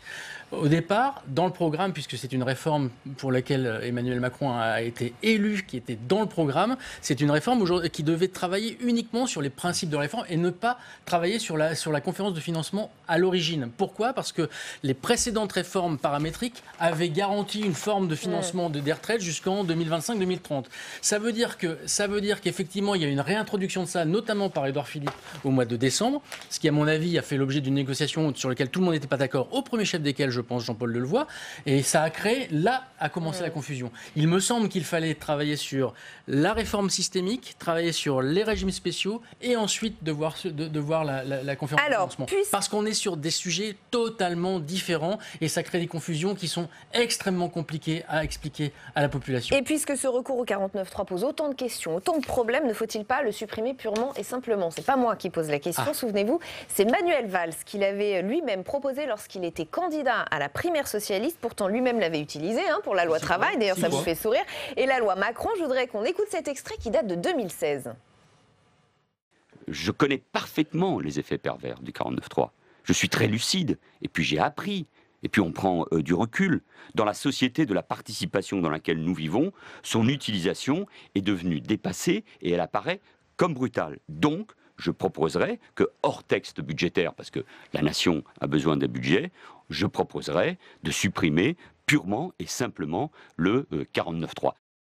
Voilà, les archives sont toujours très utiles, mais sur le fond tout de même. L'utilisation du 49.3 est-elle, oui ou non, dépassée, comme il le dit, et apparaît comme brutale, Nicolas Tenzer? Est-ce qu'il ne faut pas se supprimer? À mon avis, non. Sinon, on quitte le système du parlementarisme rationalisé de la Ve République. C'est-à-dire qu'à un certain moment, pour éviter des débats qui se prolongent, et là je ne parle pas spécifiquement du débat sur les questions de retraite, de manière générale, qui pourrait donner lieu à un certain nombre de blocages, qui pourraient traîner en longueur, qui seraient complètement incompréhensibles. La société telle qu'elle existe aujourd'hui, telle qu'elle fonctionne, la brutalité parlementaire, encore une fois, il y a un certain moment où le Parlement est fait pour voter des lois. Et si les conditions du vote sincère, objectives, fondées sur des débats profonds, ne sont pas réunies. Mais Nicolas Tenzer, on est dans une époque post-gilet jaune, post-grand débat. Est-ce que ces méthodes-là sont encore justifiées? Ça n'empêche pas qu'il y a un certain moment où il faut que le gouvernement décide et que le Parlement vote en fonction ou contre, d'ailleurs, le gouvernement, ce qui est toujours sa lassitude. Ce n'est pas antidémocratique dans la mesure où, encore une fois, le Parlement, surtout si les majorités sont faibles, qu'on a un certain nombre de personnes qui quittent un groupe parlementaire, peuvent toujours renverser. C'est un outil absolument indispensable à la démocratie. Ce n'est pas un hasard si quelqu'un qui était quand même un démocrate, il faut le rappeler, Michel Rocard l'a utilisé 28 fois. 28 fois, c'est le record sous la Ve République. C'est quand même extraordinaire. Justement, parce qu'on était dans un contexte où on ne pouvait pas gouverner et il faut prendre des décisions. Alors, William Tay, oui ou non, cet outil doit rester dans la Constitution? Pour moi, il doit rester, mais il faut respecter la Constitution de la Ve République dans sa totalité. C'est-à-dire que ce qui manque, le pendant du 49.3, c'est l'usage du référendum. Depuis la question de 2005, depuis qu'on a voté non au traité de constitution pour l'Europe, on a décidé de ne plus utiliser le référendum parce qu'on a estimé que les Français étaient trop stupides, ils n'étaient pas capables. D'accord, donc on sert des outils qu'on veut dans sa constitution, mais pas du tout. Ce qu'il faut, c'est tout utiliser. Il faut utiliser le 49.3 parce qu'il sert pour le gouvernement à aller plus vite, mais il faut aussi utiliser le référendum sur des grandes questions. Par exemple, actuellement, le président de la République a voulu fermer le réacteur de Fessenheim. Pourquoi est-ce qu'on ne pose pas une question sur la question de notre stratégie énergétique aux Français en disant ça va tous vous concerner pendant 70 voire 100 ans. On se pose la question de la politique énergétique. Il nous reste moins de 2 minutes. Oui, parce que là, si on débat sur le référendum, je ne serais pas nécessairement d'accord avec vous, mais ce sera un autre débat. On l'a mené la semaine dernière. Moi, je voudrais rappeler la dynamique de l'élection présidentielle. Enfin, je veux dire, on élit un président de la République pour qu'il mette en application sa vision de la société. Enfin, je veux dire... un programme. Et c'était pas dans le programme, la réforme des retraites. Ah si, la réforme des programmes... Alors, c'est ce que disait Patrick Le Yarrick. Non, c'est marqué ici. La réforme des retraites... Nous ne toucherons pas à l'âge de départ, à la retraite, ni au niveau des pensions. C'est écrit là. C'est le programme de M. Macron. Absolument. Non, mais on est bien d'accord. Il a dit qu'il posait seulement simplement des principes de règles communes pour un service universel. Mais que la mise en œuvre de la réforme a bougé, et c'est peut-être ce qui est dommage, c'est ce que j'ai juste avant. N'empêche que la réforme des retraites systémiques était dans le programme d'Emmanuel Macron. Alors le 49.3, on le garde. Et le 49.3, il faut le garder, parce que ce qu'on a oublié de dire, c'est que la défiance des Français vis-à-vis des politiques, notamment des présidents de la République, c'est de n'avoir pas mis en œuvre les programmes pour lesquels ils étaient élus. Nous avons là un président de la République qui les met en œuvre. Il y a eu quand même François Hollande avec le Bourget, il a fait exactement l'inverse, ne serait-ce que lui, mais je pourrais dire la même chose de Sarkozy. Emmanuel Macron a décidé de mettre en œuvre son programme. Il faut donc avoir les leviers et les capacités de mise en œuvre de programme. Je pense que le 49.3 est un des outils pour faire face à une constatation légitime, parce que quand on veut changer les choses et bouger, il faut pouvoir faire en sorte de mettre en place un outil, mais dans un contexte où la pédagogie est expliquée. Patrick Le Yarrick, on le garde, ce 49.3 ? Non, en vérité, c'est l'ensemble qu'il faut transformer. C'est-à-dire, même selon la Constitution, le gouvernement conduit la politique de la nation, mais le Parlement, aujourd'hui, n'a aucun pouvoir. Donc, il faut revenir. Vous avez dit parlementarisme raisonné. Si c'était ça, ce serait formidable. Mais il faut rationaliser. Pardon. C'était Michel Debré, à l'époque. Rationaliser.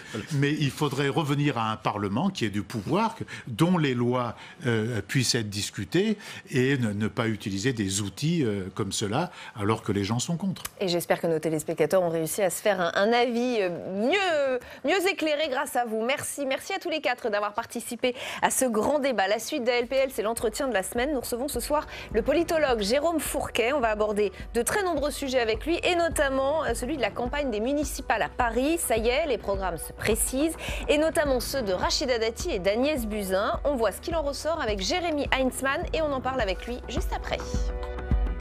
Vont-elles marcher sur les mêmes plates-bandes à Paris ? À 3 semaines du premier tour des municipales, Rachida Dati et Agnès Buzyn ont présenté les grandes lignes de leur programme. Priorité de la maire du 7e arrondissement, la sécurité. Rachida Dati souhaite une police municipale de 3400 agents équipés d'armes létales et 4000 caméras de vidéosurveillance, 3 fois plus qu'aujourd'hui. Autre grand axe, la propreté. La candidate LR veut renforcer le pouvoir des maires d'arrondissement et moderniser les outils de nettoyage, avec un plan de 70 millions d'euros sur 3 ans. Je connais la réalité des Parisiens. Je serai leur maire de leur quotidien. Avant de promettre de grands projets qui ne verront jamais le jour, revenons déjà aux fondamentaux et au rôle du maire tel qu'il est défini dans le Code des communes. Je suis la seule alternative à Madame Hidalgo, parce que évidemment, j'attaque pas la personne, j'attaque le bilan. Sécurité et propreté, 2 priorités justement du programme d'Agnès Buzyn, dévoilées en partie dans le journal du dimanche. Police municipale armée, policiers équipés d'une caméra piéton dans chaque patrouille. L'ex-ministre de la Santé propose aussi la création de managers de rue, responsables de la propreté. La candidate LREM assume les ressemblances avec Rachida Dati. Aujourd'hui, les priorités, ce sont celles des Parisiens. Ce qui serait ennuyeux, c'est que nous n'ayons pas toutes les mêmes priorités. Vivre dans une ville propre et sécurisée, et se sentir sécurisé, c'est quand même le minimum que l'on doit à des citoyens quand on est maire d'une ville. Autre point commun, le gel des impôts dans la capitale. Si les propositions des 2 candidates diffèrent sur le logement et les transports, leurs adversaires à Paris dénoncent eux les similitudes. Moi je vois un programme qui est axé sur sécurité et propreté, un programme qui de toute évidence parle à la droite. Je constate qu'il y a dans leurs propositions quelque chose qui relève du conservatisme, voire du retour en arrière. Toutes les deux, et que c'est assez proche. D'après un sondage récent, Anne Hidalgo arriverait en tête au premier tour avec 24% des intentions de vote, suivi de Rachida Dati avec 22% et d'Agnès Buzyn avec 19%. Allons plus loin, donc dans l'entretien de la semaine, nous recevons ce soir Jérôme Fourquet. Bienvenue, merci d'avoir accepté notre invitation. Politologue, directeur du pôle opinion et stratégie d'entreprise de l'IFOP. Vous avez publié un livre qui a fait grand bruit, souvent cité par les responsables politiques ces derniers mois. C'est l'Archipel français et j'espère qu'on aura le temps d'y revenir. D'abord, cette campagne à Paris, sécurité et propreté, ce sont les 2 thèmes de Rachida Dati et d'Agnès Buzyn. Certains se sont amusés ce week-end à relever les similitudes entre les 2 candidates, entre les 2 programmes. Comment vous interpréter cela? Est-ce que c'est aussi parce que finalement LREM est assez proche de LR? Alors peut-être, mais aussi parce qu'ils ont sans doute identifié que c'était des attentes fortes de la part des Parisiens On a vu les statistiques en matière de délinquance qui s'étaient dégradées au cours des derniers mois. On voit bien aussi, pour vos téléspectateurs qui connaissent Paris, que la propreté dans certains arrondissements laisse à désirer. Les deux sont souvent liés, nous, dans les études qualitatives que l'on peut mener, en disant, voilà, quand il y a un endroit qui est peu entretenu, il y a un sentiment de mal-être ou et d'abandon, mais également du coup d'inquiétude qui peut exister de la part soit des habitants, soit des autres. Et donc, je pense que ces deux femmes et leurs équipes ont identifié que c'était des points importants dans les attentes des Parisiens. On voit bien aussi le travail qu'a fait Madame Buzyn de mettre de côté immédiatement tous les grands projets un peu pharaoniques ou un peu structurants qui étaient proposés ou portés par Benjamin Griveaux, parce que les Parisiens ont manifestement envie de respirer. Ils aspirent à une meilleure qualité de vie plutôt qu'à des grands projets et beaucoup de travaux. Et beaucoup de travaux qu'ils ont eu à subir ces dernières années. Quand on voit des programmes aussi proches, est-ce qu'on ne se dit pas aussi que du coup ça va se jouer finalement sur les personnalités que sont ces candidats plutôt que sur le fond, plutôt que sur les idées? Puisque finalement c'est un peu la même chose qu'elles proposent, après tout, autant pour celles qu'on aime bien. Oui, alors je reviens à votre question précédente. Il y a quand même, on l'a vu aux dernières élections européennes, toute une partie de l'électorat de la droite parisienne traditionnelle qui avait voté pour En Marche. Cet électorat-là est très fortement anti-Hidalgo. Et il y a une interrogation aujourd'hui pour cet électeur qui peut être un peu strash-tête, c'est de se dire quel est le meilleur bulletin anti-Hidalgo? Est-ce que c'est de voter pour Rachida Dati, qui est historiquement proche plutôt de mes convictions, si on est électeur de droite, ou de faire le pari d'un vote La République En Marche qui sera plus fédérateur et qui pourra plus rassembler? C'est ce qui, je pense, a fait bouger les lignes depuis le début de la campagne, quand Cédric Villani s'est déclaré.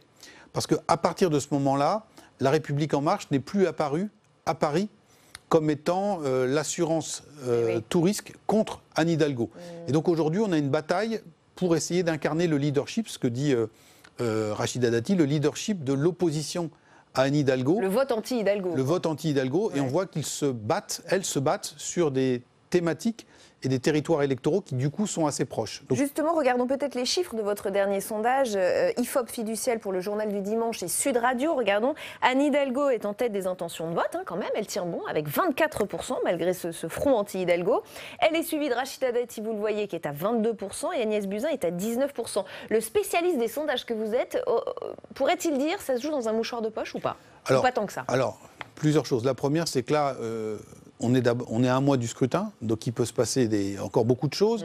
Agnès Buzyn vient d'être désignée tête de liste, donc il faut lui laisser le temps de s'installer pour voir des éventuels effets, premièrement. Deuxièmement, on rappellera toujours que c'est une photographie à un instant T et donc pas une projection des résultats. Troisième élément, on l'a vu précédemment, on a des zones de concurrence très fortes entre au moins deux des candidates. Et donc, on va voir comment les choses vont évoluer. Et puis, dernièrement, spécifiquement à Paris, là, nous sommes, par la force des choses, sur un sondage qui a ses limites, sur une photographie sur l'ensemble de la ville. Tout ça va se jouer arrondissement par arrondissement. Il y a certains endroits où on a des dissidents. L'ordre d'arrivée peut être un peu modifié. Il y a le troisième tour à Paris. Alors, il y a le troisième tour, mais il y a surtout le deuxième tour. Oui, c'est le deuxième tour, c'est-à-dire si Anne Hidalgo fait un score qui n'est pas forcément très élevé, à 24-25%, pour un sortant, c'est assez peu. Mais qu'en face, l'opposition à sa personne et à son projet et à son bilan se divise à peu près à part égale entre les listes LR et les listes LREM, elle a alors des chances non négligeables de s'en sortir. Il y a beaucoup de paradoxes parisiens. Aux dernières élections européennes, Paris est une des villes qui a voté le plus pour les écologistes. Et là, ils sont à la peine. Ils sont à la peine pourquoi? Parce que Anne Hidalgo capte toute une partie de ce vote écolo. Est-ce qu'elle va être capable, on peut le penser, de faire l'union avec les écologistes au deuxième tour? Donc dans ce cas-là, on aurait une gauche rassemblée. Et si jamais, dans la plupart des arrondissements, ça se joue en triangulaire, parce que on voit mal Madame Buzyn ou Rachida Dati retirer leur liste pour faire trébucher Anne Hidalgo. Dans ce cas-là, même en étant minoritaire sur Paris, Anne Hidalgo peut s'en sortir. Alors justement, le camp d'Anne Hidalgo, a-t-il des raisons de s'inquiéter ou reste-t-il serein? On va poser la question à David Assouline, le sénateur socialiste. Il est en salle des conférences avec Fanny Conquis. Il va nous livrer son analyse et il aura une question pour vous après Jérôme Fourquet. David Assouline, on l'a vu selon un récent sondage de l'IFOP, Anne Hidalgo est en tête dans les sondages municipaux à Paris, mais on l'a vu, Agnès Buzyn et Rachida Dati sont tout proches. Est-ce que ce sondage vous inquiète ? Il n'y a pas de quoi s'inquiéter, mais cela prouve que rien n'est joué, que la campagne est là, que les Parisiens vont se déterminer, et voilà, qu'il faut continuer à faire ce que fait Anne Hidalgo, c'est-à-dire être en positif, proposer son projet qui a été mûrement réfléchi, qui s'appuie sur une expérience qui est solide, et puis bien se rendre compte que Rachida Dati, qui est effectivement pas très loin, eh bien, c'est la droite, c'est le retour, c'est la revanche, c'est un retour en arrière qu'il faut absolument éviter parce que ce serait catastrophique pour Paris qui aime sa mixité sociale, qui met le paquet sur la transformation nécessaire pour qu'on puisse respirer, pour que la santé des Parisiens soit préservée, chose qu'elle nie complètement avec les vieux thèmes de la droite. D'ailleurs, Jean-Marie Le Pen a même dit que c'était sa candidate et qu'il était d'accord avec elle et qu'il voterait pour elle. Et se rendre compte que Agnès Buzyn Est-ce que la candidature d'Agnès Buzyn change quelque chose pour Rachida Dati par rapport à Benjamin Griveaux? Je ne sais pas. Ce que je sais, c'est qu'elle copie beaucoup des propos de Rachida Dati et qu'elle n'est pas l'alternative à ce retour en arrière. Donc il faut absolument maintenant continuer cette mobilisation autour d'Anne Hidalgo pour poursuivre ces transformations. Pas de retour en arrière à Paris. Et je le répète, Agnès Buzyn nous parle de priorité sur la sécurité. Bien entendu que la sécurité des Parisiens, c'est important. Mais pourquoi le gouvernement dans lequel elle était il y a encore quelques jours a réduit à ce point le nombre de policiers? On nous dit que c'est l'apaisement, mais comment a-t-elle apaisé l'hôpital qui est en crise de nerfs permanente et qui est au bord de l'implosion? C'était elle qui était à la direction de cela. Donc il ne faut pas seulement avoir des mots. Sans beaucoup de programmes, on ne connaît pas encore le programme d'Agnès Buzyn. Moi-même, j'ai des choses à lui reprocher, mais beaucoup de Parisiens sont déçus de cette entrée en campagne d'Agnès Buzyn. Ils se disaient, bon ben voilà, peut-être que là, on va avoir une modérée, mais elle reprend tous les thèmes de la droite à Paris. David Assouline, vous le savez, Jérôme Fourquet est en plateau avec Rebecca Fitoussi. Je vous propose de regarder la caméra et de lui poser votre question. Oui, j'ai une question. C'était un test, cette élection municipale, pour le parti présidentiel qui, pour s'asseoir durablement dans la vie politique française, dans cette élection de proximité en profondeur dans le pays, devait montrer qu'il était là et qu'il avait transformé l'essai de la présidentielle et des législatives. Pouvez-vous nous indiquer à quel étiage il est globalement dans le pays, même s'il va peut-être s'abriter derrière d'autres étiquettes, et si cette greffe a pris ou pas? Merci beaucoup David Assouline, merci à vous Fanny, je vous laisse répondre évidemment Jérôme Fourquet. Alors encore une fois, la situation parisienne pour le coup est assez atypique, parce que bien que divisés, les marcheurs pèsent quand même de manière relativement importante ici à Paris. La victoire est loin de leur être assurée pour les raisons qu'on a évoquées. La division fait quand même beaucoup de dégâts, la dissidence Villani. Mais c'est un peu, si on veut, l'arbre qui cache la forêt, Paris. C'est-à-dire qu'ailleurs en France, pour ce qui est de ce qu'on peut en savoir au travers des enquêtes d'opinion qui sont réalisées, dans la plupart des villes où les marcheurs se présentent, et ils sont par construction la plupart du temps non pas des sortants mais des challengers, ils sont dans des situations qui sont très difficiles, avec des scores qui vont entre 5 et 15%. Donc un peu comme au début de la Ve République, quand le parti gaulliste a émergé, il y avait une locomotive au plan national qui était très puissante, le général de Gaulle, mais le parti a mis des années à s'implanter dans les territoires. Il y avait d'autres forces politiques, les radicaux, le MRP, la démocratie chrétienne, la SFIO, le parti communiste, qui tenaient quand même pas mal le pays. Et là, on a un peu le sentiment que c'est la même histoire qui est en train de se rejouer à plus de 50 ans de distance. C'est-à-dire qu'il y a une existence et une consistance de la République en marche au plan national, aussi de manière assez symbolique à Paris, ville capitale, avec une sociologie très particulière, mais qu'ailleurs, l'entrée dans l'atmosphère et puis l'implantation risque de se faire assez douloureusement. Je voudrais qu'on regarde un autre sondage officieux, celui-là. On en parle depuis à peu près 24 heures. Alors du coup, on ne sait pas trop quel crédit lui accorder et vous allez nous éclairer, j'espère. Pour la première fois, le Rassemblement national serait donné en tête à Marseille. C'est le sénateur Stéphane Ravier qui arriverait premier au premier tour avec 25% des intentions de vote. Devant le Printemps marseillais qui regroupe plusieurs partis de gauche à 17%. Viendrait ensuite la candidate LR Martine Vassal, 15%. 15% aussi pour le candidat écologiste. L'ancien LR Bruno Gilles, qui se présente sans étiquette, les talonnerait à 14%. Et la sénatrice Samia Ghali serait à 9%. Que se passe-t-il à Marseille, Jérôme Fourquet? Alors, à Marseille, comme sans doute dans de très nombreuses villes françaises, on voit qu'on a pléthore de listes qui se présentent. On a parlé de Paris avec cette dissidence des marcheurs. On voit qu'à Marseille, on a une dissidence à droite. Cette dissidence à droite s'accompagne de la présentation d'une liste En Marche. La gauche n'est pas rassemblée non plus à Marseille. Samia Ghali a fait sa liste dans son coin. Mais du coup, ça profite au RN. Alors ça profite au RN. Contrairement à Paris, le RN est, on le sait, historiquement implanté à Marseille. Le score n'est pas non plus faramineux. Donc je ne sais pas de qui a fait cette enquête et si elle est sérieuse ou non. Mais à 25%, sur une ville comme Marseille, c'est quelque chose qui est assez raisonnable. Mais compte tenu de l'éclatement des forces politiques traditionnelles ou nouvellement émergées comme En Marche, qui s'opposent au RN, il y a une possibilité, on va dire, statistique ou mathématique qu'à 23, 24, 25%, vous soyez en tête au premier tour. Mais c'est au deuxième tour que et c'est au deuxième tout tour, change pour le RN. Et le RN, là, a une vraie limite, c'est qu'il n'a pas d'alliés. Donc il n'y a pas de réserve de voix. Donc il nous a habitués déjà à faire des scores en boulet de canon au premier tour, dans certaines villes, avec des niveaux de proches de 30%, aux municipales comme aux élections départementales ou aux régionales. On se souvient, par exemple, la nièce de Mme Le Pen, Marion Maréchal, aux élections régionales dans la région PACA, en 2015, était à 40% au premier tour. 40% au premier tour. Et elle fait 45% au deuxième.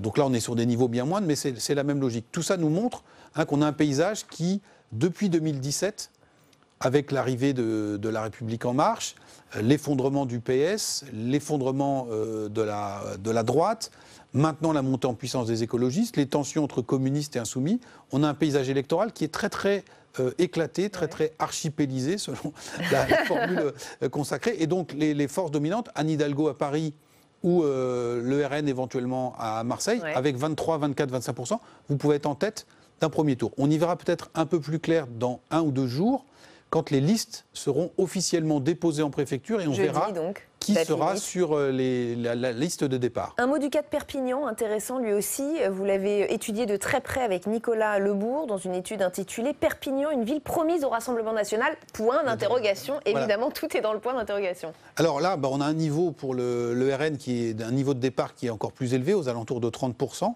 Et là aussi, on a une situation d'extrême division avec différentes listes de gauche, des listes indépendantes, la liste du maire sortant qui se présente. Et là, le cas est un peu similaire à celui de Paris, en ce sens que marcheurs et droite convoitent le même électorat, pour le coup anti-lepéniste.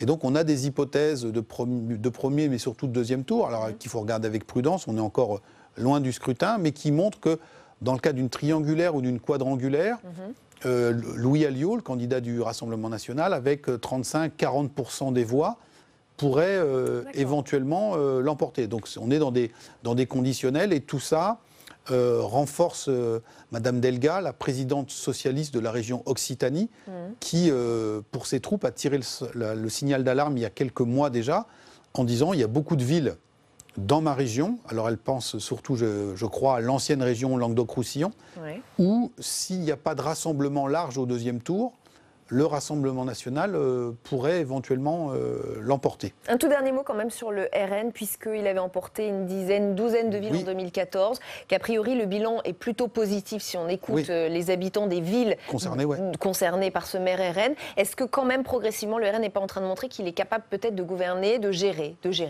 Alors, ce sera un des enseignements, vous avez raison, du scrutin. Est-ce que, contrairement à la précédente expérience du Front National au niveau municipal, c'était en 1995, et donc l'élection suivante, c'était 2001, est-ce que cette fois-ci, ils conservent leur mairie, ce qui montrerait qu'il y a un satisfecit des populations concernées? dans différentes villes. Cela semble assez bien engagé pour le RN. Sans doute qu'ils ne vont pas garder les 11 villes, mais ce sera un signal. Maintenant, vous voyez qu'on est quand même sur 36 000 communes en France. Ils en gèrent une dizaine ou une douzaine. Marine Le Pen aspire à être la principale opposante à Emmanuel Macron. Il faut non seulement garder les villes, mais aussi sans doute en conquérir des nouvelles pour montrer qu'il y a une vraie dynamique. Et là, l'affaire semble peut-être un peu plus compliquée. On fait un petit écart de thématique. Ce week-end, Emmanuel Macron était au Salon de l'Agriculture. Le chef de l'État y a passé 13 heures samedi. L'occasion pour lui de distiller des petites phrases à droite à gauche, c'est le cas de le dire. On a retenu cette séquence qui peut être intéressante à analyser. Je voudrais qu'on la regarde et on en parle après. La mise en place du RIC, ce serait bien aussi. Vous parlez de démocratie, soyez vraiment démocratique. Mais la démocratie, vous savez, c'est ce qu'on fait avec la Convention citoyenne, c'est ce qu'on fait avec des parlementaires qui sont élus et qui choisissent, c'est la démocratie. Elle est pas. Non, c'est pas une réelle démocratie. Regardez, vous avez tout le monde dans la rue. Vous avez du monde dans la rue. Je ne crois pas qu'il y ait tant de monde que ça dans la rue, je suis très sensible. Venez dans la rue. Alors moi, j'ai trop de travail malheureusement pour pouvoir venir dans la rue. Moi aussi, j'en ai du travail. Donc, je fais 6 jours sur 7. Mais moi, je vous écoute. Mais moi aussi, je vous entends. Et donc, j'essaie de vous dire que parfois aussi, vous êtes en colère sur des choses qui ne sont pas vraies. Je ne crois pas qu'il y ait tant de monde que cela dans la rue et je travaille trop pour venir voir ce qui se passe dans la rue. Quel enseignement vous tirez d'une telle séquence, sachant qu'on est dans une France post-Gilets jaunes, post-grand débat? Qu'est-ce qu'elle dit? Alors, elle dit qu'il y a un fossé très profond qui s'est creusé entre toute une partie de la population et Emmanuel Macron. Ce n'est pas le premier président de la République à être impopulaire, un peu plus que passer la mi-mandat. Mais cette impopularité, elle s'est durablement enquistée, incrustée. Et le fait que, pour le coup, il a raison, en termes de gilets jaunes ou même de manifestations contre les retraites, la mobilisation baisse, mais le fait même qu'elle se poursuive, qu'on soit à l'acte 60 ou 61 des gilets jaunes, s'il y a encore quelques centaines ou milliers de personnes tous les samedis dans les rues de France, qu'il y ait encore des grèves dans certains secteurs de notre économie, ça montre que toute une partie de la population française est très très remontée contre ce pouvoir. Les braises sont encore là. Les braises sont encore là et que ce qu'on évoquait tout à l'heure, tout ça rend encore plus compliqué l'implantation au niveau local des candidats qui se revendiquent de la République En Marche, parce que non seulement ils sont outsiders, mais ils ont en plus un climat national qui n'est pas porteur, avec une défiance qui est quand même assez forte. Il nous reste très peu de temps. Je parlais de votre livre phare, mais je voudrais qu'on y revienne vraiment, L'archipel français. Vous y décrivez une nation morcelée, divisée, fragmentée, fracturée, des divisions culturelles, cultuelles qui s'accélèrent depuis une vingtaine d'années. Je résume pour les téléspectateurs qui ne le connaîtraient pas encore, ce livre. Ce qui m'amène à vous parler de la lutte contre le séparatisme voulu par Emmanuel Macron. Le chef de l'État a fait un déplacement à Mulhouse sur le sujet la semaine dernière. On réécoute en quelques secondes ce qu'il a dit et vous nous dites ce que vous en pensez. Notre ennemi est à ce titre le séparatisme, c'est-à-dire ce phénomène que nous observons depuis des décennies, qui est une volonté de quitter la République, de ne plus en respecter les règles, d'un mouvement de repli qui, en raison de croyances et d'appartenance, vise à sortir du champ républicain. Et ça n'est pas acceptable. Alors, on voyait un chef de l'État qui peut-être n'avait pas compris ce qui se passait dans la rue, mais est-ce que là, il a peut-être compris ce qui se passe sur le plan du communautarisme ou du séparatisme? Est-ce que le mot est peut-être plus proche d'ailleurs de ce que vous dites, archipélisation de la société? Alors, s'il emploie le terme séparatisme, c'est à dessein, c'est pour montrer qu'on est à un stade supérieur que celui du simple communautarisme et qu'il y a une volonté avérée dans certains territoires de, comme il a expliqué, faire nation ou société à part et de se détacher de la République. Il y a une prise de conscience manifeste de la part du président de la République qui peut-être, sur ces sujets, n'avait pas tous les capteurs, en tout cas quand il a été élu, ou qu'il n'avait pas forcément comme tropisme naturel de regarder ce qui se passait de ce côté-là. Et on était sur un logiciel qui peut-être n'était pas complètement à jour. Depuis des travaux comme celui du professeur Rougier ou d'Hugo Micheron, de l'équipe du professeur Keppel, ont montré comment dans certains quartiers les choses s'étaient très fortement dégradées, s'étaient durcies. Et ce qui était frappant dans le propos du président de la République, de mon point de vue, c'est qu'il parle de dizaines d'années. Et ces chercheurs ont montré que le travail d'implantation des salafistes remonte au moins à la fin des années 90. Donc ça fait 20 ou 20 ans que les choses se sont mises en place progressivement. Il y a une espèce d'incubation. Alors ce n'est pas tous les quartiers français qui sont concernés, bien évidemment, mais dans certains territoires, et les enquêtes de l'IFOP le montrent, on a par exemple un quart à 30% de la population de confession ou de culture musulmane qui déclare que la charia doit être placée au-dessus des lois de la République. Et ces proportions sont encore plus fortes dans les jeunes générations. Là, on monte à quasiment 40%. Donc il y a des sujets très sérieux à regarder. Il n'y a bien évidemment pas d'amalgame à faire, mais il faut sans doute les affronter. Et pendant trop longtemps, soit on les a mis sous le tapis, soit on les a peut-être minimisés. Le président de la République, en prenant ce terme de séparatisme, a voulu frapper et marquer les esprits. On verra ensuite si les actes suivent et si les solutions qui sont proposées sont à la hauteur, parce qu'il n'y a pas de baguette magique. Encore une fois, les choses se sont détériorées progressivement depuis une vingtaine d'années, et il va être maintenant assez compliqué, en un laps de temps court, de faire machine arrière. Merci infiniment Jérôme Fourquet d'avoir été notre invité dans l'entretien de la semaine. Je renvoie une nouvelle fois à ce livre que vous avez publié il y a quelques mois maintenant, L'archipel français, mais qui est beaucoup repris. Merci à vous. Dans un instant, audition publique. L'invité ce soir est Laurent Nunez, secrétaire d'État auprès du ministre de l'Intérieur. Et puis demain matin, vous retrouvez comme tous les jours Oriane Mancini dans Bonjour chez vous entre 7h30 et 9h. Son invité politique demain, Virginie Duby-Muller. Elle est vice-présidente du parti LR. Très bonne soirée sur Public Sénat.